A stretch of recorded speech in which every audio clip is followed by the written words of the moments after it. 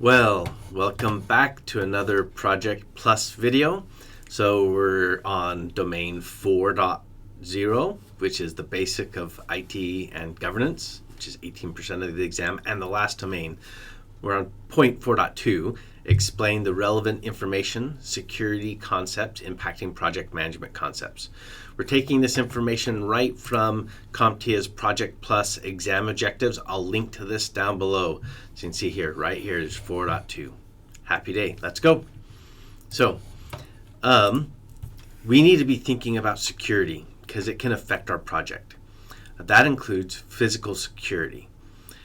Physical security is the stuff that protects the people, the hardware, the software, the networks, and everything, their physical location, their physical actions.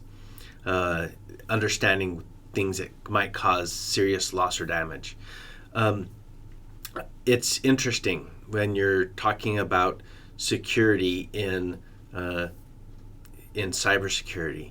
We do talk about building security, and one of the things that is considered the common body of knowledge by ISC squared is that you should have bollards, these big cement pillars or something like it, like a water fountain, that blocks access from vehicles to your buildings, so that people have to slow down to go around, so that is a physical block to causing significant harm to your building, which could cause harm to your people, your hardware, your software.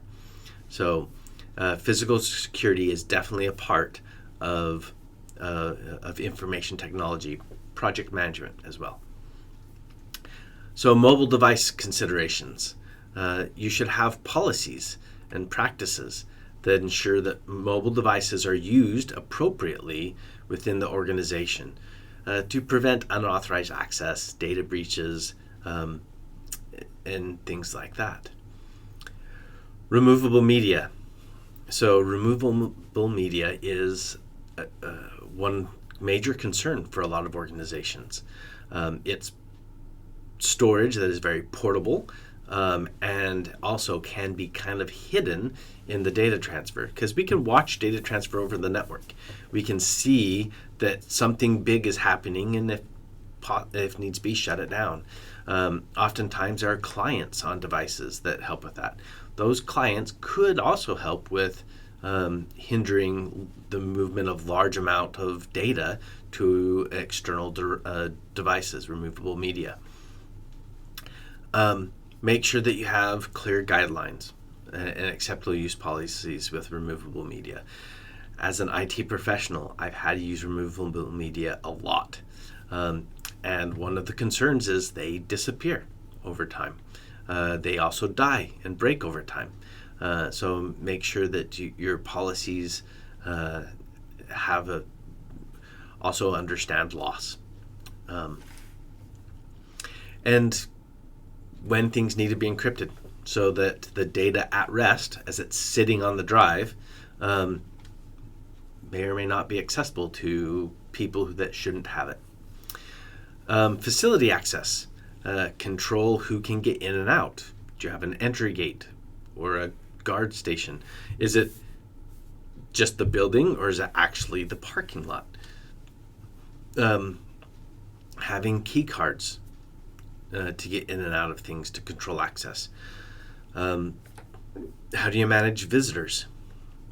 So these are all things that may play into your physical security that you might need to worry about with projects. When it comes to operational security, do you have background screening going on? Do you understand who people are in your project?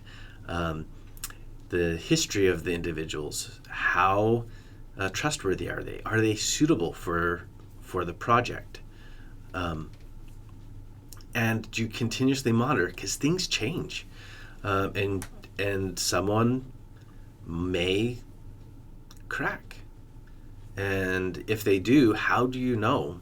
And if they've done something bad, eventually are they going to be arrested and taken off the project? Clearance requirements. Sometimes there's certain levels of access that need to be granted to personnel in order to do their job. Allowing people to access sensitive or classified information is based on their role of trustworthiness. This is something that is often done with governments. Even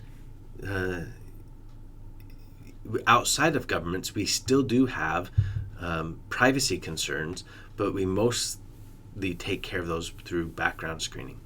So with governments and the clearance requirements, realize that in order to get and maintain clearance requirements, there are things that you might need to consider about how you go about your daily life. For example, since I live out in the middle of the ocean, in the middle of nowhere, when we decide to go on a trip, it's about the same amount of time to go almost anywhere, because we are really in the middle of nowhere in the ocean. So we like to travel overseas. The more you travel overseas, the harder it is to keep and maintain security clearance. There's just extra hoops you have to go through. Some places they might not want you to visit. Some places they will not let you visit. Okay, digital security.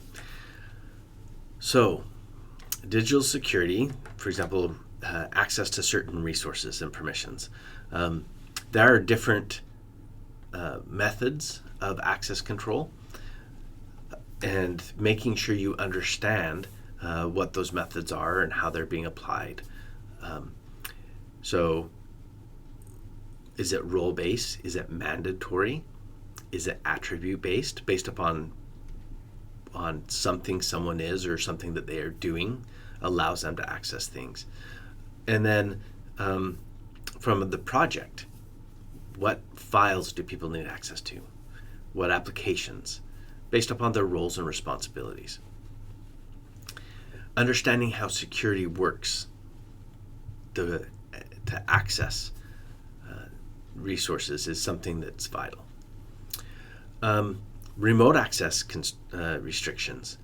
You might have additional security checks that come into play if someone is working from off-site. So this might be things like a VPN, multi-factor authentication, endpoint security that is on their actual device that they use to get in and out. There might be time restrictions so that it's only during certain time windows, and outside of that, maybe they need extra checks to make sure that it's really them. There might be location based. You know that someone's constantly logging in from a certain location, then that's where you would expect them to log in. With digital security, things are getting better with machine learning and being able to identify, is this really who it is, or is something weird going on here? With multi-factor authentication, this is needed in a lot of cases because passwords are broken. So make sure that when the digital security demands it, that multi-factor authentication is enabled and turned on, even though some people might get cranky with it.